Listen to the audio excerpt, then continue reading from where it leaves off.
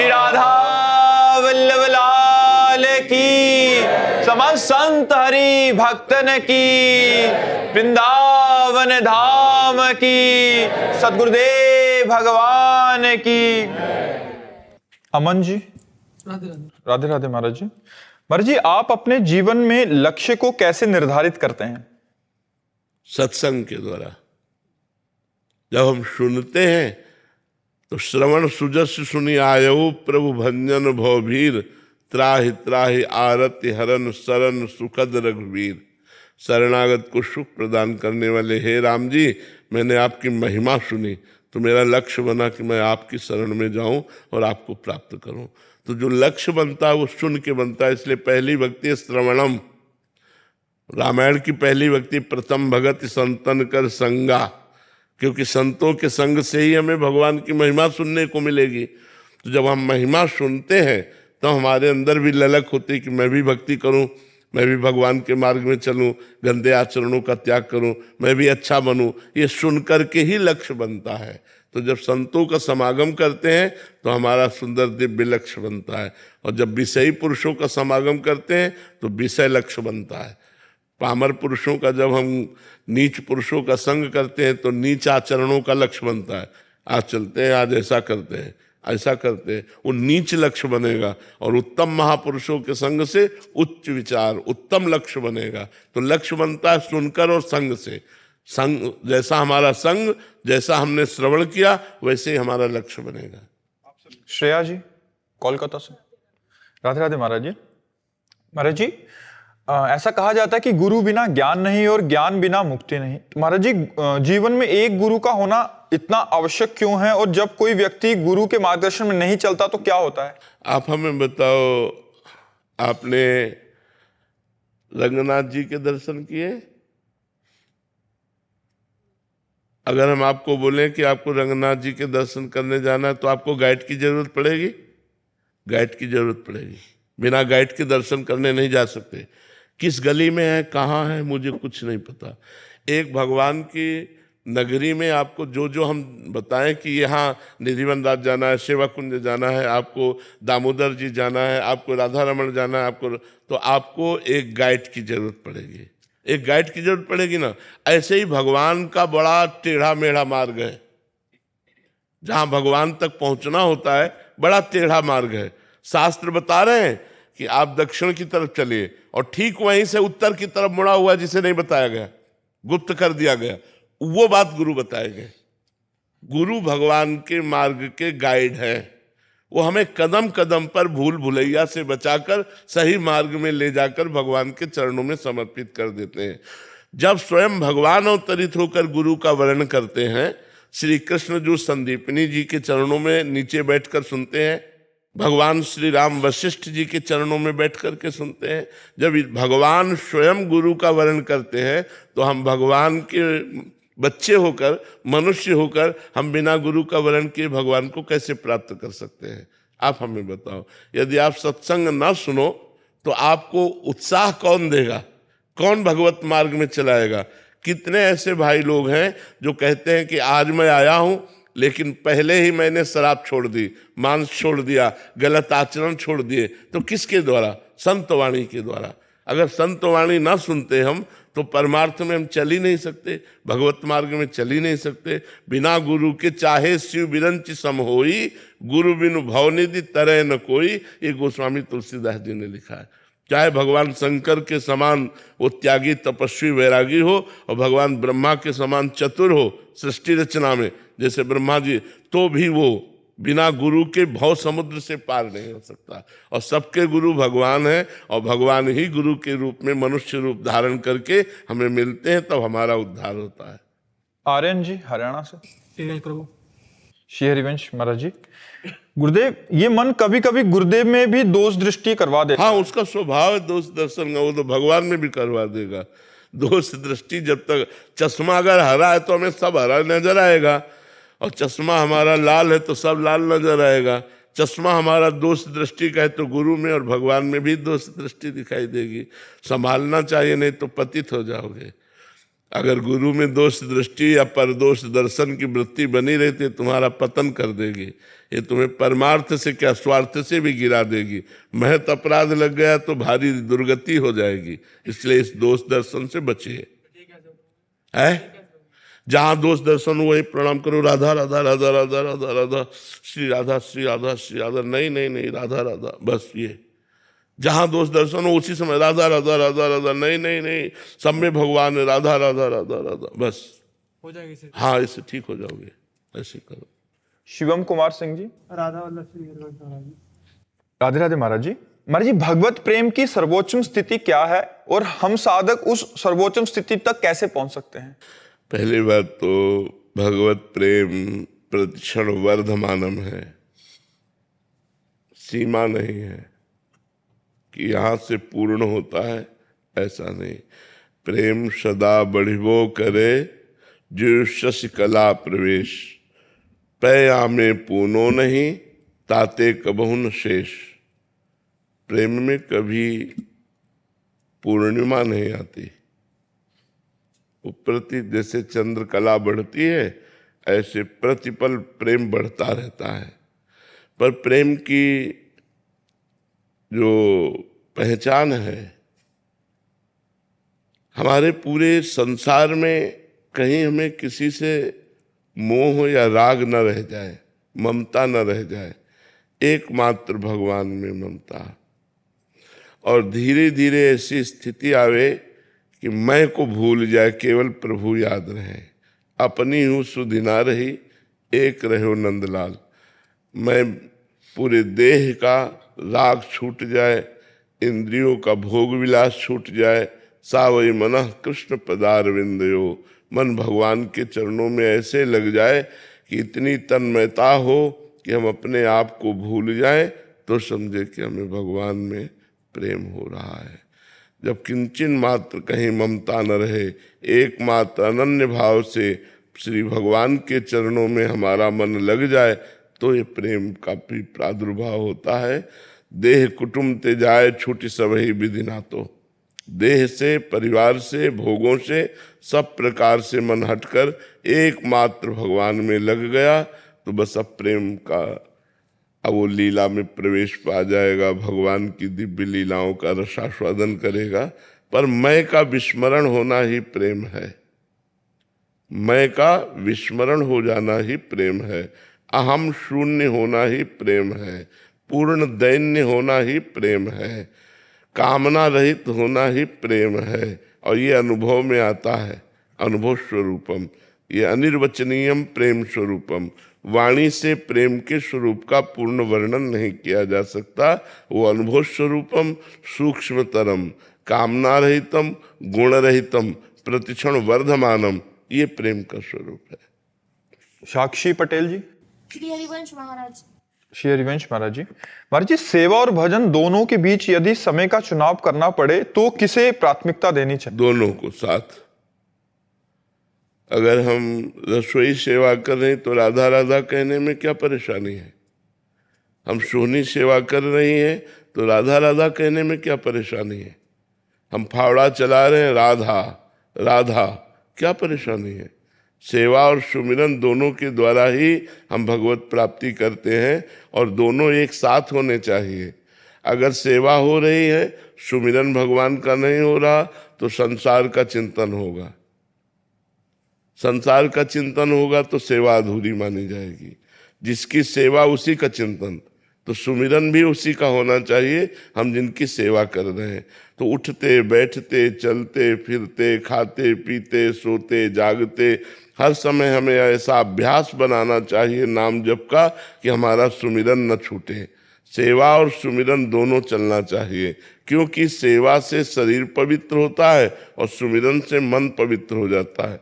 जब तन मन पवित्र हो जाता है तो भगवान की भक्ति आ जाती है, और भगवान की भक्ति जिसके हृदय में आती है, सब दैवी संपदा सहित स्वयं भगवान उसके हृदय में प्रकाशित हो जाते हैं। वो धन्य हो जाता है, लोकों में धन्य हो जाता है। हाँ, सकल भुवन मध्य निर्धना तेपि धन्या। यद्यपि वो गरीब है, फिर भी वो समस्त भुवनों में सर्वश्रेष्ठ धन्य है, जिसकी हृदय में भगवान की एकमात्र भक्ति का प्रकाश हो गया तो भगवान अपने लोक को, धाम को छोड़कर उसके हृदय में प्रकाशित हो जाते हैं। जिसके हृदय में भगवान प्रकाशित है उसको कितना अपार सुख मिलता होगा।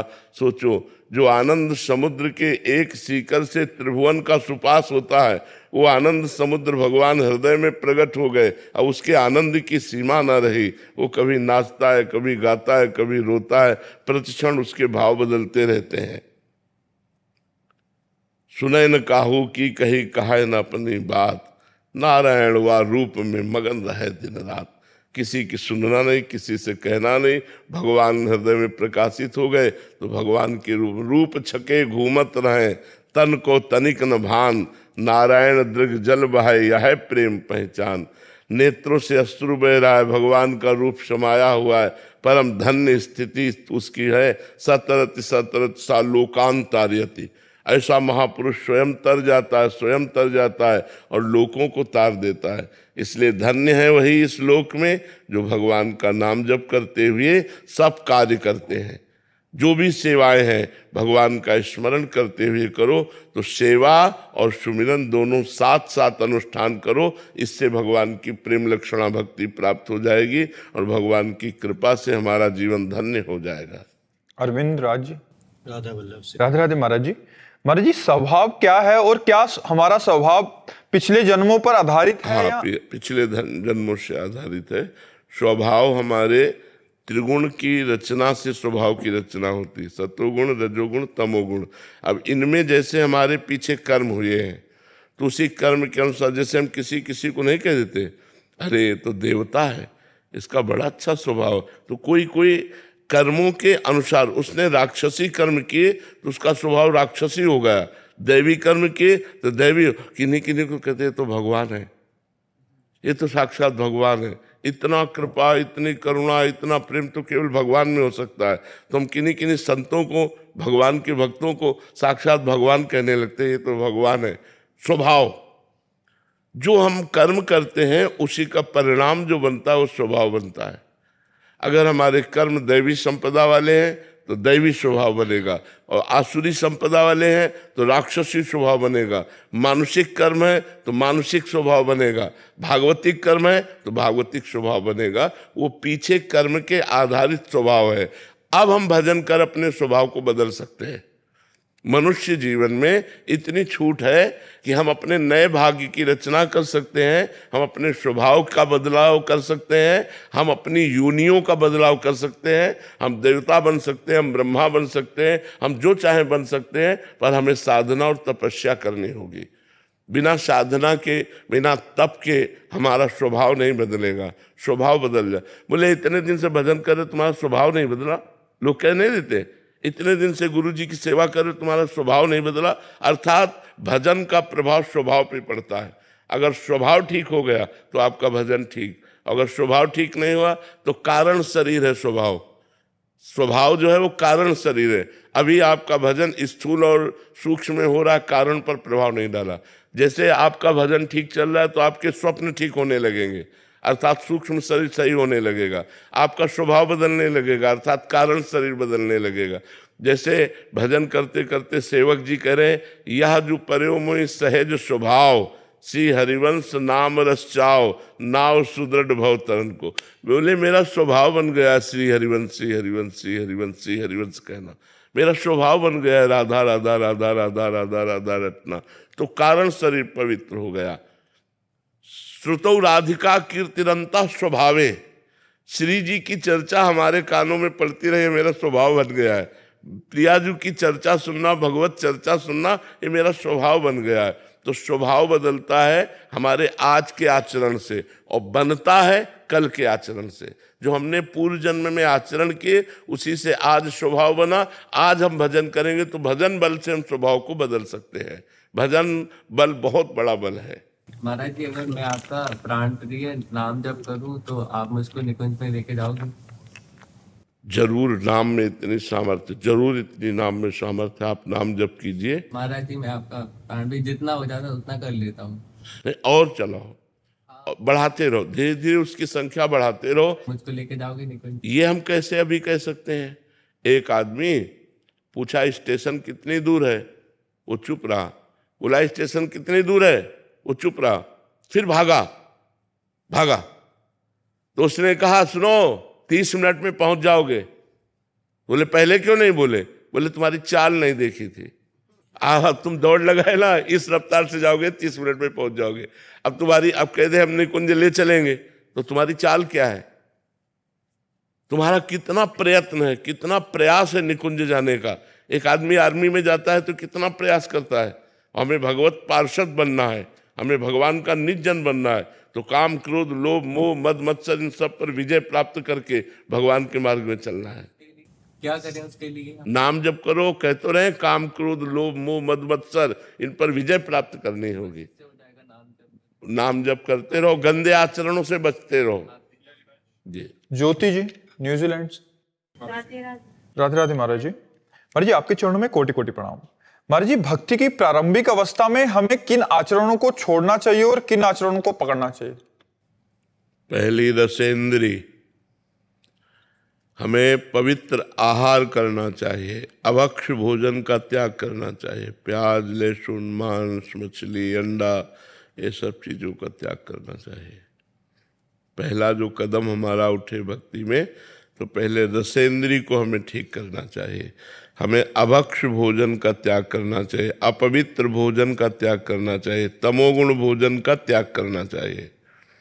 अब इसी में अगर आप बहुत सात्विक भोजन पाएंगे तो जल्दी आपके अंदर भगवान के प्रति प्रियता जागृत होगी। अगर रजोगुणी तमोगुणी पाएंगे तो यही विक्षेप डालेगा, भजन नहीं होने पाएगा। इसलिए पहले रसेंद्री को। इसमें एक इंद्री है कर्मेंद्री, वाक इंद्री, जबान। मुख में 2 इंद्रियां हैं, एक ही। जैसे रसेंद्री है तो जबान से रस का स्वादन करते हैं और जबान से बोलते भी हैं, तो इसमें वाकेंद्री भी है।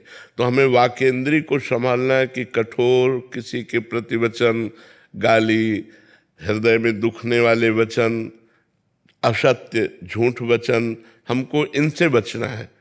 रसेंद्री भोजन पवित्र और वाकेंद्री वाणी पवित्र। वाणी एक अमोल है, जो कोई बोले जान, हे तराजू तौल के तब मुख बाहर आन। पहले हृदय में विचार करके हम बोले, किसी को दुख ना लगे, किसी के हृदय में चोट ना पहुँचे, क्योंकि बाहर की चोट की तो दवा है, लेकिन वाणी से मैं ऐसा बोल दिया किसी का हृदय जल गया तो वहाँ भगवान बैठे हुए हैं, फिर ठीक नहीं है। तो हमें वाणी को बहुत संभालना है।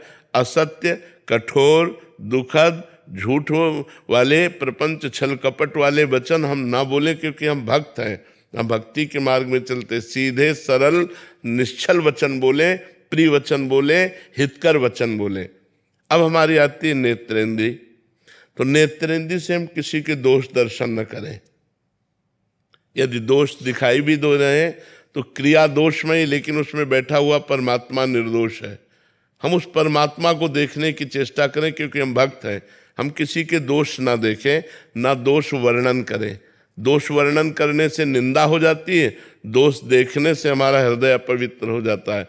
और नेत्रेंद्री से जैसे मोबाइल में गंदी बातें न देखें, प्रपंच की बातें न देखें, हमें इनसे सब बचना चाहिए। अगर हम भक्ति करना चाहते हैं, हम सीरियल देखेंगे, हम नौटंकी नाटक देखेंगे, सिनेमा देखेंगे, गंदी पिक्चर देखेंगे, गंदी बातें देखेंगे, तो हमारा मन गंदगी पकड़ेगा, तो भगवान की तरफ नहीं चल पाएगा। तो हमें अपनी नेत्रेंद्री को बचाना है। फिर हमारी आती श्रवणेंद्री। हम इससे अच्छी बातें सुने, भगवान की चर्चा सुने, भगवान की कथा सुने, दूसरों का मंगल करने वाली बात सुने। जहाँ दूसरे की निंदा हो रही हो वो न सुने, जहाँ दूसरे के दोष वर्णन हो रहे हो वो न सुने, और प्रपंच की बातें न सुने। यदि हम अपनी नेत्रेंद्री, रसेंद्री, वाकेंद्री और श्रवणेंद्री इनको संभाल पाए तो इन्हीं से हमारा मनन होता है। और तो सब विशेष कर्मेंद्रियां हैं, खास बात इन्हीं को संभालना है। अगर हम इनको संभाल लिया, 4 को, रसेंद्री, वाकेंद्री, नेत्रेंद्री और श्रवणेंद्री, तो हमारा सुमिरन चलने लगेगा। जो हम देखते हैं, बोलते हैं, सुनते हैं, वही हमारा चिंतन बनता है। तो हम अगर देखना, सुनना और बोलना ये तीनों हम भागवती कर ले और रसेंद्री से भोजन भगवान को भोग लगाकर पवित्र पावें, तो हमारी प्रथम भक्ति की सीढ़ी बहुत जोर से चढ़ जाएंगे हम। जब हम प्रथम भक्ति की सीढ़ी चढ़ जाएंगे तो आगे सीढ़ी अपने आप दिखाई देने लगती है।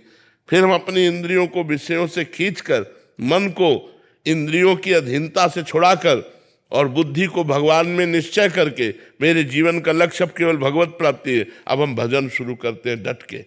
और जब भजन शुरू करते हैं तो आगे की सीढ़ी खुद दिखाई दे, वो प्रतिपल अध्यात्म उन्नति को प्राप्त होता रहता है। मूल नींव ठीक हो तो पूरी बिल्डिंग ठीक हो जाती है। तो नींव यही है, रसेंद्रिय, वाक्येंद्रिय, नेत्रेंद्रिय और श्रवणेंद्रिय। शिवांगी जी, विद्वानी। राधे राधे महाराज जी। महाराज जी, कुछ लोग हमें खुश देखकर कुछ ऐसा बोल देते हैं ताकि अगर हम आगे बढ़ना चाहें तो रुक हम जाएं। कुछ लोगों से मतलब क्यों रखें? तुम्हारा दिमाग है, तुम क्या बोल रहे हो, हमसे क्या लेना देना है? हम अगर लोगों को देखकर जिएंगे तो कभी जी ही नहीं सकते, हम जी ही नहीं सकते। अगर 4 लोग आपको अच्छा बोलेंगे तो 4 लोग आपको बुरा भी बोलेंगे। उनकी खोपड़ी है, उनका दिमाग है, वो तुम में बुराई देख रहे हैं। तो हमें चाहिए कि लोगों से मतलब नहीं रखना चाहिए। जरूरत पड़े तो लोगों का हित कर देना चाहिए। लोग हमारे पर कैसी दृष्टि रखते हैं ये हमें नहीं देखना। लोग हमको क्या कहते हैं हमको नहीं सुनना। कोई आकर तुम्हारे पास कहे, वो लोग ऐसे, उनसे चुप शांत, हमको दूसरे से नहीं। हम अपने दिमाग से जिए, हम अपने माइंड को खुश रखें, हम अपने माइंड को अपने अंदर ही रखें। हम अपनी बातें सुने, अपनी बातें करें, दूसरे की बातें ना सुने ना दूसरे की बातें करें, तो आप बहुत अच्छे इंसान हो जाओगे। हमको अपने में जीना है, दूसरा हमको क्या कहता है। लोग परेशान इस बात में है, अगर 4 वाह वाह कहेंगे तो 4 तुम्हें गाली भी देंगे। संसार ऐसा है, इसलिए हमको दूसरे से कोई मतलब नहीं रखना। अच्छा चलना है, अच्छा खाना है, अच्छा सोचना है और मस्त रहना है। हमें दूसरों से कोई मतलब, लोग तो कुछ ना कुछ कहते रहेंगे, हम लोगों से कहाँ तक चुप करवा पाएंगे? किसी को नहीं चुप करवा सकते आप, किसी भी स्थिति में चुप नहीं करवा सकते। संसार का बड़ा विचित्र स्वरूप है, इसलिए हमको मस्त रहना है, हमें अपने आप में मस्त रहना। जो हमारी बात मान लेगा वो मस्त रहेगा। अपने आप में मस्त रहना सीखो। पीछे वाला गाली दे रहा है, छोड़ो, वो उसका माइंड है, वो उसका दिमाग है। तुम्हारा दिमाग, तुम अपना दिमाग उसके दिमाग में क्यों लगा रहे हो? उसका दिमाग परेशान है, तुम्हारा दिमाग परेशान हो जाएगा। वो जल रहा है, वो अपने दिमाग से जल रहा है, तुम उसको छुओगे तुम्हें जलन पैदा हो जाएगी। तुम्हें छूना नहीं, कनेक्शन नहीं बनाना, अपनी मस्ती में रहना, अपनी मस्ती में रहना। संजीव जी, दिल्ली से। राधे राधे। राधे राधे महाराज जी। महाराज जी, हम अपने कर्मों का फल अच्छा या बुरा इसी जन्म में भोगते हैं या वो हमारे साथ अगले जन्म भी हिसाब किताब तो बहुत बड़ा गोदाम है। अगर भजन करोगे तो संचित कर्म जिसे कहते हैं, वो गोदाम है कर्मों का। करोड़ों जन्म हमें देने पड़ेंगे। अगर भजन कर लिया तो उसे हम भस्म कर सकते हैं। भजन के बल से संचित कर्म को भस्म करके प्रारब्ध को भोग लेते हैं इसी जन्म में और क्रियमाण भगवान को समर्पित कर देते हैं, मुक्त हो जाओगे। और अगर भजन नहीं किया तब तो फिर पुनरपि जननम पुनरपि मरणम पुनरपि जननी जठरे शयनम, बार बार ये प्रपंच चलता रहेगा। इस प्रपंच को रोकना है तो खूब डट के भगवान का भजन करना पड़ेगा। खूब राधा राधा नाम जप करो, किसी को कष्ट मत दो, ये गंदा आहार मत करो, मांस मछली अंडा शराब ये सब गंदी बातें न करो, तो बढ़िया जीवन हो जाएगा। कमल काकड़िया जी। जी राधे राधे महाराज जी। महाराज जी, आपके श्रीमुख से हम सभी साधन भजन और राधा नाम की महिमा सुनते हैं। महाराज जी, आप कह रहे हैं कि कुछ दिव्यांग बच्चों के लिए हम पूछना चाह रहे हैं कि जिनको शारीरिक और मानसिक कमियां हो, जो बोल ना सक रहे हो, सुन ना सक रहे हो, ना समझ सकते हो, ऐसे जनों का कैसे कल्याण हो सकता है महाराज जी? भगवान का चरणामृत पिलाया जाए, शरीर में उनके वृंदावन की रज लगाई जाए और भगवान नाम कीर्तन किया जाए, तो वो सुने ना सुने। जैसे हमारी त्वगेंद्रिय आग की आंच में महसूस करती है कि गर्म है, एसी में महसूस करती है ठंडा है। हम सुन नहीं सकते, देख नहीं सकते, लेकिन वातावरण का प्रभाव तो पड़ता है ना। तो यदि हम उनके सामने वातावरण प्रकट करें नाम कीर्तन का, वो बोल नहीं सकते, सुन नहीं सकते, लेकिन वो वातावरण उनको पवित्र कर देगा। हम गंगा नहावें उनको तो उनका शरीर पवित्र होगा कि नहीं? वो सुन नहीं पा रहे, बोल नहीं पा रहे, तो हम नाम रूपी गंगा नहावें, आधा घंटा नाम कीर्तन सुनावें और उनको चरणामृत पिलावें और चरण रज वृंदावन की लगावें। महापुरुषों के सब रज है, इसके प्रभाव से उनका कल्याण होने लगेगा। जो सुन नहीं पाते, देख नहीं पाते, बोल नहीं पाते, उनका भी कल्याण हो जाएगा। देखो चरणामृत में बड़ी सामर्थ्य है। अकाल मृत्यु हरणम सर्वव्याधि विनाशनम श्री कृष्ण पादोदकम पीत्वा पुनर्जन्म न विद्यते। अकाल मृत्यु नहीं होगी जो रोज चरणामृत पीता है, और समस्त रोगों का नाश करने की सामर्थ्य चरणामृत में है, और वो भगवान को प्राप्त होता है जो भगवान का चरणामृत पीता है। तो यहाँ फ्री मिलता है चरणामृत। राधा वल्लभ जी बाके बिहारी, कहीं भी मांगो थोड़ा चरणामृत दे देंगे, उसी में पानी मिला लो, सालों चलाते रहो, जब खत्म हो तब पानी मिला लो, फिर चलाते रहो, तो चरणामृत ही रहेगा। वो एक बूंद चरणामृत में 1 कुंतल चरणामृत तैयार कर सकते हो। मान लो थोड़ा चरणामृत है, उसी में जल मिला दिया तो खूब तो चरणामृत पिलाओ, वृंदावन की रज ले जाओ, थोड़ी रज लगा दो, आधा घंटा राधा नाम कीर्तन उनके लिए करो, मंगल हो जाएगा। राहुल सिंह जी दिल्ली से, राधे राधे। महाराज जी, अगर हम किसी को पैसे देते हैं और वो उन पैसों का शराब या मांस मछली खाता है तो हमें पाप लगेगा? बिल्कुल लगेगा, बिल्कुल लगेगा, अवश्य लगेगा। हमको इसीलिए पात्र देख करके पैसा देना चाहिए। हम निषेध करते हैं पैसा देना। आप उसको भोजन दे सकते हैं, आप उसको वस्त्र दे सकते हैं, औषधि दे सकते हैं, लेकिन तो हमको ऐसे पैसा बहुत जगह, जैसे गौशाला है, संतशाला है, जहाँ संतों की सेवा होती है, जहाँ गौओं की सेवा होती है, या ऐसी जगह जहाँ मरीजों को फ्री दवाएं दी जाती हैं, हम अपना चाहे 100 रुपया ही हो पर ऐसी जगह डोनेशन दें। जो मिशन है, बड़े बड़े मिशन हैं, ऐसे मिशन हैं जो ईमानदारी से सेवा करते हैं, तो हमको चाहिए इन मिशनों में सेवा देनी चाहिए। या जहाँ संतों की सेवा हो रही, जहाँ गौओं की सेवा हो रही, ऐसी जगह जान बूझ करके, समझ करके हमें पैसा देना चाहिए कि हमारे पैसे का दुरुपयोग नहीं होगा, बहुत सावधानी से। तो जैसे जहाँ जिस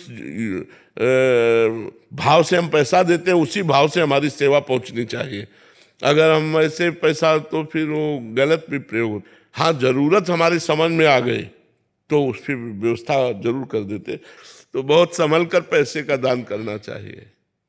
रोबिन सिंह जी, राधे राधे। महाराज जी, सभी साधन, तपस्या और ज्ञान के बावजूद भी ये मन संसार के भोगों में ही क्यों लगा रहता है? नहीं, ऐसा नहीं है।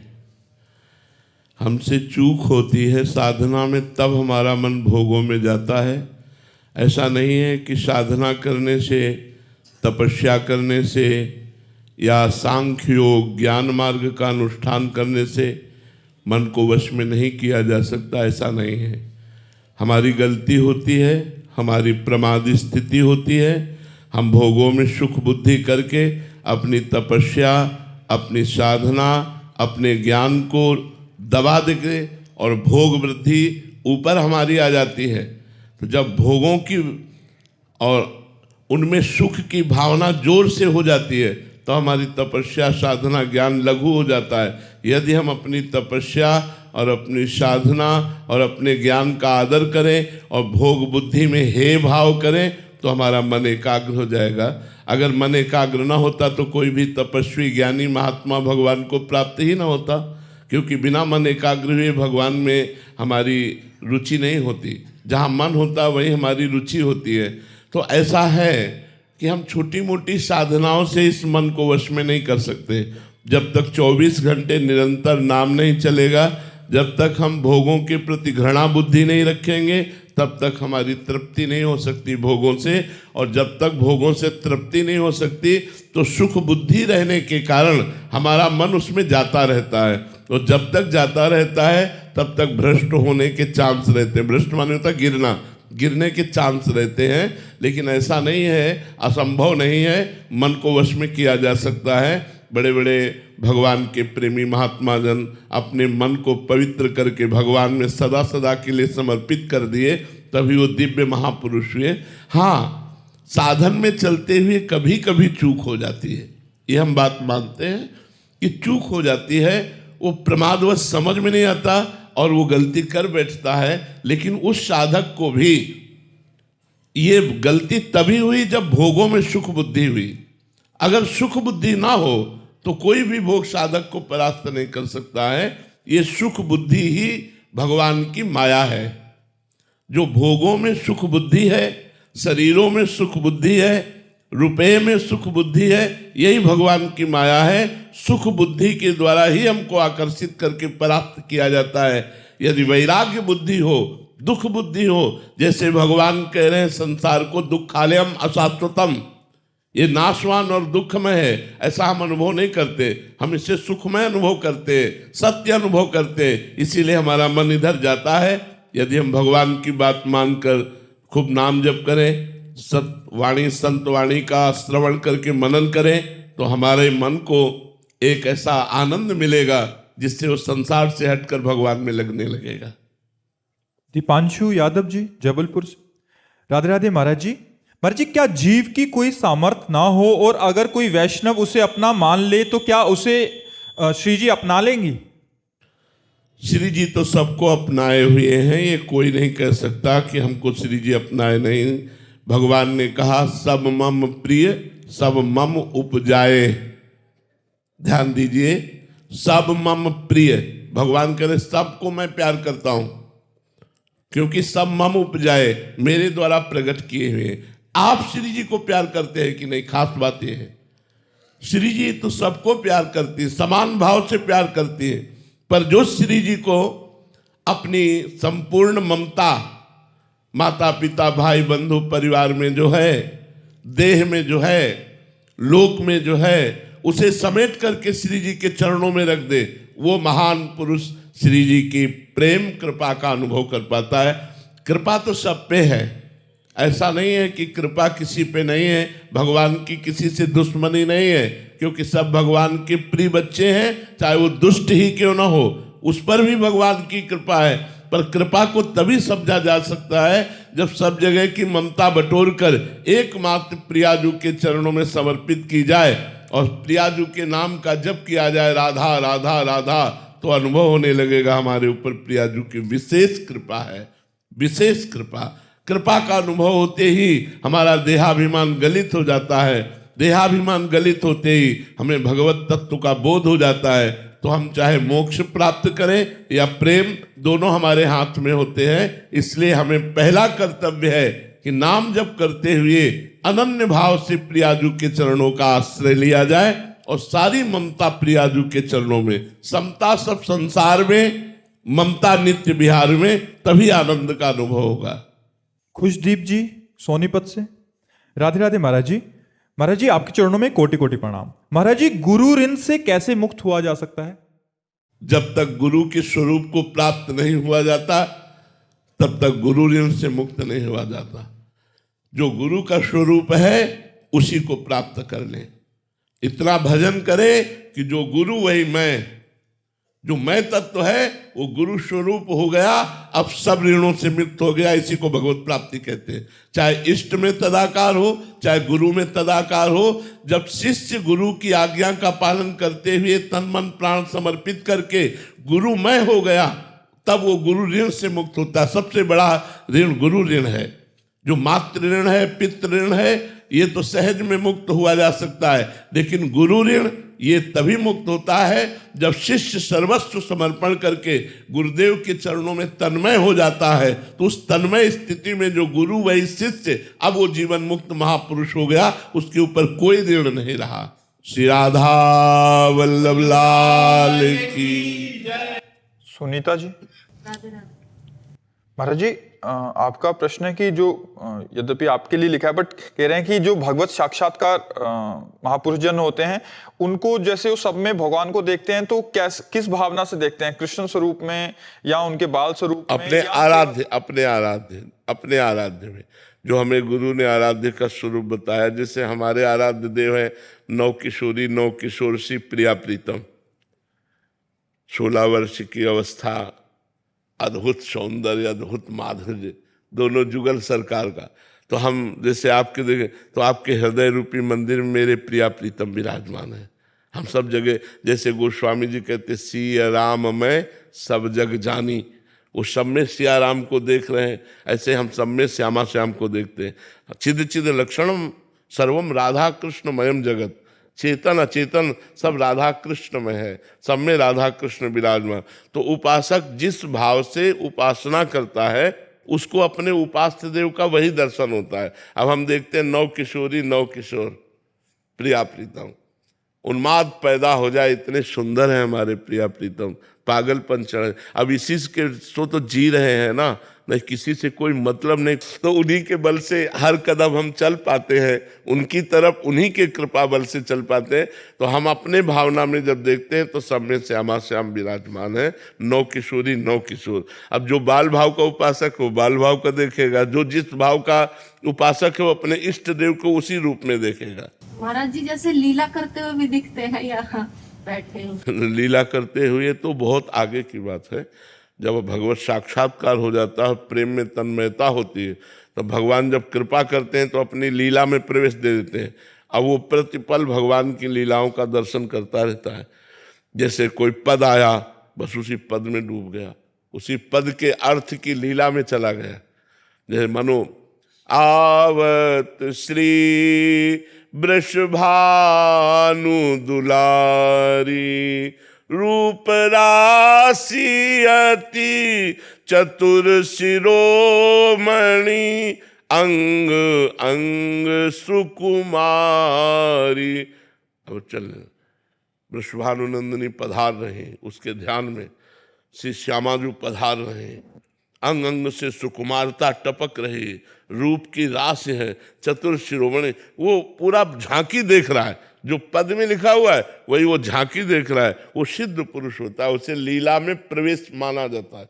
जो लीला में प्रवेश पा गया है वो ऐसे, वो एक एक क्षण भगवान की दिव्य रूप माधुरी, दिव्य कभी देख रहा है प्रिया प्रीतम की हंसी लीला, कभी जल विहार लीला, कभी झूला लीला, कभी बसंत लीला, कभी वर्षा ऋतु की लीला, वो अलग अलग लीलाओं के भगवान का रसास्वाद। अरे इसीलिए तो महान सुख है, भक्ति में कोई साधारण सुख है? सब संसार के सुखों का त्याग करके जो भगवान के मार्ग में चलता है वही तो उस रस को प्राप्त कर पाता है। महाराज जी, भाई जी और राधा बाबा के प्रसंग में आता है कि 18 घंटे समाधि लगा, तो वो उस लीला के अंदर, उसी लीला में डूबे हुए, शरीर का कोई भान नहीं है। 18 घंटे। हाँ 18, हाँ बिल्कुल बिल्कुल उसी लीला में। बिहारी देव जी तो दतून करने के लिए बैठे, 3 दिन दतून ही करते रहे, 3 दिन दतून ही करते रहे। तो उन्होंने बिहारी जी को, गोस्वामी परिकर को दे दिया कि अब हमसे सेवा नहीं होने वाली। 3 दिन हो गए, पर्दे नहीं खोला, अब उनकी लीला में ही डूबे रहे, 3 दिन हो गए। तो ऐसे भगवान की लीलाएं जब चलती, बाहरी आदमी थोड़ी कोई जान पाता है। अब वो बैठे तो तुम्हें तो लगा कि बैठे। एक बार श्री स्वामी हरदास जी यमुना किनारे बैठे हुए थे, तो कोई धनी मानी पुरुष उस समय, आज के 500-600 वर्ष पहले, 1 लाख का इत्र लाया बिहारी जी के लिए, 1 लाख रुपया के इत्र, वो शीशी में बड़ी। अब वो ध्यान में बैठे थे और वो जाके इत्र दे दिया, पूरी शीशी खोली और ऐसे मारी बालू में, ऐसे पूरी बिखेर दी। उसको बड़ा दुख हुआ कि 1 लाख का इत्र लाए और ये बालू में फेंक दिए। तो स्वामी जी ने धीरे से आंख खोली और कहा, जाओ निधिवन राज में बिहारी जी के दर्शन करो। आज्ञा मानकर निधिवन राज में जो ही घुसा तो उसी इत्र की खुशबू, और जब वहां गया तो बिहारी जी पूरे भींजे हुए थे इत्र में। तब वो स्वामी जी के चरणों में आके दंडवत किया कि स्वामी जी हमें क्षमा कीजिए, हमें दोष दृष्टि हो गई थी कि आपने 1 लाख का इत्र बालू में फेंक। बोले तुम नहीं समझते, उस समय होली लीला हो रही थी और संयोग से लालजू पकड़ में आ गए थे और प्यारी जू के पास रंग खत्म हो गया था, तो तुमने इत्र दिया, हमने प्यारी जी को पकड़ा, प्यारी जी ने पूरा इत्र बिहारी जी के ऊपर डाल दिया। अब ये लीला चल रही और बाहर दिखाई दे रहा है कि इत्र जो है बालू में फेंक दिया गया। तो सिद्ध संतों की जो बाहरी लीला होती है वो हमारी समझ में नहीं आएगी, तो आंतरिक लीला की तो बात जाने दो। लीला में प्रवेश बहुत कठिनता से होता है, ऐसे सहज में नहीं हो जाता कि 2-4 वर्ष माला घुमाए और लीला प्रवेश हो गया, ये ऐसे नहीं। हर्षवर्धन जी पटना से। राधे राधे। राधे राधे महाराज जी। महाराज जी, जीवन में कई बार हम गिर जाते हैं, मन टूट जाता है, ऐसे समय में भक्ति को कैसे बनाए रखें? नाम जप के द्वारा, और विश्वास करो, भगवान की शरणागत यदि हो तो गिरना भी उठने का एक महान लक्षण है। जैसे फुटबॉल का खिलाड़ी अपनी बाल को नीचे मारता है तो नीचे मारने के लिए नहीं मारता, वो गोल तक पहुंचाने के लिए मारता है। स्टाइल होती है ना, फिर तो हम फुटबॉल अपने भगवान के हैं, वो हमें नीचे गिराए हैं तो जरूर चरण प्रहार करेंगे कि लक्ष्य में पहुंच जाए। काम क्रोध लोभ मोह मद मत्सर हमको नीचे गिराएंगे, लेकिन हमारे भगवान हमको गोल तक पहुंचा देंगे।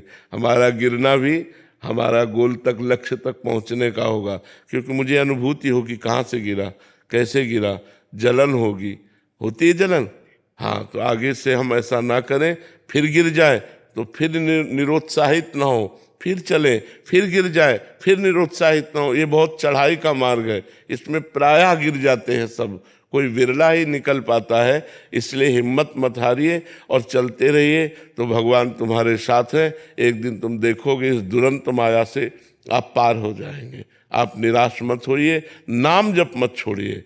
जैसे किसी चढ़ाई पर चढ़ना है, हम रस्सी पकड़े हैं तो जी जान से पूरा ध्यान रस्सी पर रखते हैं। अगर रस्सी छूट गई तो हमारी हड्डी पसली एक हो जाएगी। ऐसे हम ऊर्ध्व मार्ग चल रहे हैं। आधा मार्ग है पतन का मार्ग है इंद्रियों का, और ऊर्ध्व मार्ग है भगवान का। जब हम चलते हैं तो इसमें कोई सहयोगी नहीं होता, अपने को चलना होता है। नाम रूपी डोरी को पकड़े चलते हैं, राधा राधा राधा राधा, और हम आगे निकलते चले जाते हैं। इतना माया का लुभावना मनोरंजन है, उसको छोड़ पाना बड़ा कठिन लगता है। सबसे ज्यादा मन को आकर्षित काम करता है। काम मन में एक होता है कोई मेरा हो, क्योंकि भगवान अभी मिले नहीं ना, भगवान का दर्शन नहीं हुआ। तो इस मार्ग के पथिक के हृदय में, क्योंकि माता पिता भाई बंधु परिवार सबसे वो एक तरह से अपने मन को चुरा कर वो भगवान में लगाना चाहता है।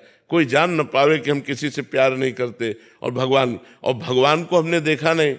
और जब तक पाप नष्ट नहीं होते तब तक आनंद का अनुभव नहीं होता। तो आनंद का अनुभव विषयों में हमने मान रखा है, और उस समय अगर कोई मनोरंजन आ गया, मन को सुख देने वाला भोग आ गया, तो मन कहता है भगवान को तो फिर भज लेंगे, अभी इसे भोग लेते हैं। बस यही साधक फेल हो जाता है, यही साधक फेल हो जाता है। तो बहुत सावधानी से चलने का विषय है कि धर्मयुक्त भोगों को भोगना है।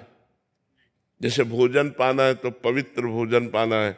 अगर हम काम भी सता रहा है, तो अगर ब्याह हो गया है तो केवल अपनी पत्नी से संबंध रखना है, पराई माता बहनों से पवित्र भाव, कभी गंदा भाव नहीं। वो धर्मयुक्त भक्ति कर सकता है भोग को भोगते हुए भी। लेकिन यदि अधर्मयुक्त भोग होने लगे तो पापाचरण से हमारा मन निरुत्साहित हो जाता है। पापवंत कर सहज स्वभाव, भजन मोर ते भाव न काऊ। जो पाप करता है उसका भजन में मन नहीं लगता। तो मन भजन में लगे, इसलिए हमको पापाचरण से बचना पड़ेगा। भगवान का मार्ग पापाचरण से अलग है। अगर हम पापाचरण के मार्ग में चलेंगे तो फिर ठीक नहीं चल पाएंगे। इसलिए जो गलतियां होती जाएं उनको अपने जीवन में नोट करता जाए और उनसे लड़ने की तैयारी करे। अब की बार मैं नहीं हारूंगा। अगर फिर हार गया तो निरुत्साहित नहीं होना है, एक जिद्दी स्वभाव रखना है। देखते तू कब तक हराता है, एक बार मैं तुझे परास्त करूंगा, एक बार तुम्हें परास्त करूं। भगवान का बच्चा हूं, भगवान का अंश हूं, एक बार तुझे यदि तू भगवान की शक्ति से है तो मैं भी भगवान की शक्ति से हूं। और चलना चाहिए, और एक बार रौंद के निकल जाओगे, क्योंकि हमारे साथ भगवान है और वो उसके साथ माया है। काम क्रोध के साथ माया है और मेरे साथ भगवान है। जो भगवान है वो माया उनकी शक्ति है, और शक्तिमान हमारे साथ है, तो हम विजय को प्राप्त हो जाएंगे। जैसे आप हमेशा कहते हैं ना कि मतलब हम मैंने कोशिश भी करते रहते हैं, नाम जब भी कर रहे हैं, फिर भी हम हारते रहते हैं, कभी गिरते रहते हैं। तो आप कहते हैं बस आप हाथ खड़े करके भगवान के समक्ष अपने आप को कर दें। जी। तो लेकिन तब भी फिर भी मतलब गिरते रहते हैं, तो मतलब वही एक इंतजार रहता है कि कब मतलब इंतजार रखो और प्रयास रखो, दोनों चीजें। भगवान की कृपा का इंतजार और अपना भरपूर प्रयास, निश्चित निकल जाओगे। और कभी कभी हम जैसे कुछ सुधार नहीं कर पाते हैं अपने में, लेकिन मैंने आप कहते हैं वही कि जब हम नाम जप करते रहेंगे तो वो खुद ब खुद हमारे। हाँ, बिल्कुल सुधार हो जाएगा, अपने आप हो जाएगा। कुछ चीजें ऐसी हैं, देखो हम तुम्हें बहुत धैर्य की बात बताते हैं। बचपन से भगवान के मार्ग में है, इसलिए हमें पूरा अनुभव है, पूरे जिंदगी का अनुभव है। क्योंकि 13 वर्ष की अवस्था से इस मार्ग में है, तो एक एक कदम का अनुभव कैसा कैसा। बहुत लंबे समय तक ये काम क्रोधादि का आवेश होता है। ये कोई ऐसा नहीं कि 2, 4, 6 वर्ष आप माला घुमा लो और काम विजयी बन जाओ, ऐसा नहीं है। बहुत लंबे समय, पहले इनका 100% आता है, फिर 90% आवेश आएगा, फिर 80% आएगा, धीरे धीरे 10% आएगा, फिर धीरे धीरे स्फुरना, काम की स्फुरना हुई, शांत हो गया। फिर जब भगवत साक्षात्कार हो जाता है तब ये नष्ट हो जाते हैं। जैसे भुने हुए चने में कभी अंकुरण नहीं हो सकता, भुने हुए अन्न में कभी अंकुरण नहीं हो सकता, ऐसे जो महात्मा भगवान का साक्षात्कार कर लिया है, काम का उसके हृदय में प्रवेश नहीं होता। ऊसर बरसई तृण नहीं जामा, संत हृदय जिम उपज न कामा। जैसे ऊसर में कितना भी पानी बरसे तृण नहीं जमता, ऐसे कितनी भी भोग विलासिता संत के पास हो, उसका मन कभी भोगों में नहीं जाता। ये बहुत ऊंचाई की बात है, हमको निराश नहीं होना, हमें इसी ऊंचाई के गोल को अपने लक्ष्य में रखना है कि मुझे यहाँ पहुंचना जहाँ कोई विकार मुझे परास्त न कर पावे, कोई भी आकर्षण हमको गिरा न पावे। जित संग दोषा, ऐसा बन जाओगे, पर लड़ते रहो, लड़ते रहो, जानबूझकर मत फिसलो। अचानक फिसल जाते हो तो फिर उठकर खड़े होकर के चल दो, जानबूझकर फिसलोगे तो भगवान आपका सहयोग नहीं देंगे, पक्का बात समझ लो। अचानक फिसल गए, जबरदस्ती फिसल गए, मन ने गिरा दिया, वो भगवान देख रहे हैं, वो आपको आगे बढ़ा देंगे। भगवान वर्तमान में अभी गौ संरक्षण और रक्षण के लिए मार्ग प्रस्तुत करे कुछ। भगवान शंकराचार्य जी ने तो अभी वर्तमान में यात्रा भी की थी बिहार के लिए, कुछ गाय के लिए हो जाए। जी जी, हम भी हृदय से लगे हुए, कई बार प्रवचन भी किया है और सबसे प्रार्थना भी की है, 4 लोग मिल करके, और बड़ी बड़ी गौशालाएं खोलें। जो हमारी गौओं का अनादर हो रहा है, जो हत्या हो रही, वो तभी बंद होगी जब हम खुद गौ पालें। अगर पालने की सामर्थ्य नहीं तो हम गौशाला में धनराशि पहुंचावें। हर व्यक्ति 10 रुपये तो गौग्रास के लिए निकाल ही सकता है। गौ हमारी धर्म माता है। जैसे परीक्षित जी ने देखा कि जो बैल है वो धर्म साक्षात बैल का रूप धारण किया था, तो बैल तो उसी से गौ से प्रकट होता है, तो धर्म माता है। जैसे वेद माता गायत्री है, ऐसे धर्म माता गौ है। गौ की रक्षा होने से धर्म की रक्षा होगी, और धर्म की रक्षा होगी तो समाज की रक्षा होगी। धर्मो रक्षति रक्षिता। इसलिए हम सबसे प्रार्थना करते हैं कि हमारे संतों का सहयोग दिया जाए। आप विचार करके देखिए कि केवल भोग विलासिता ही मनुष्य जीवन का लक्ष्य है क्या? हम वही निद्रा भयहार मैथुन, हम वही निद्रा भयहार मैथुन पशुओं में। इसलिए हम सबसे प्रार्थना करते हैं कि हम भारतवासी हैं, हम सनातन धर्मावलंबी हैं, हम लोगों को चाहिए कि गौ रक्षा में एकजुट होना चाहिए। तन मन धन सबसे एकजुट होकर गौ की रक्षा करनी चाहिए। नाम जप करते हैं? हाँ, नाम जप कीजिएगा।